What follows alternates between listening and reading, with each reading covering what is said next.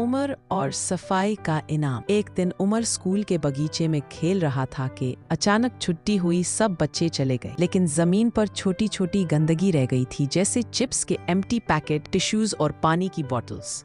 उमर ने इधर उधर देखा, ना कोई उस्ताद, ना कोई सफाई करने वाला नजर आया। उसके दिल ने कहा, ये किसी और ने गंदा किया है, मैं क्यों साफ करूं? लेकिन उसी वक्त उसे अपनी अम्मी की बात याद आई। बेटा, सफाई निस्फ ईमान है और जो दूसरों की गंदगी साफ करता है वो अल्लाह का पसंदीदा बंदा होता है। उमर ने बिना कुछ और सोचे जमीन से कचरा उठाना शुरू कर दिया। हर पीस उठाया और सीधा कचरे के डब्बे में डाल दिया। फिर हाथ धोए और घर चला गया। अगले दिन जब उमर स्कूल आया तो स्कूल की असेंबली हो रही थी। अचानक प्रिंसिपल ने माइक पर आवाज लगाई, बच्चों, उमर ने हमें सफाई का असल सबक दिया है और बिना किसी के कहने के स्कूल को साफ किया। ये असल हीरो है। सारे बच्चों ने जोरदार तालियां बजाई। उमर मुस्कराया, उसके चेहरे पर फख्र था और दिल में सुकून। इखलाकी सबक, सफाई निस्फ ईमान है।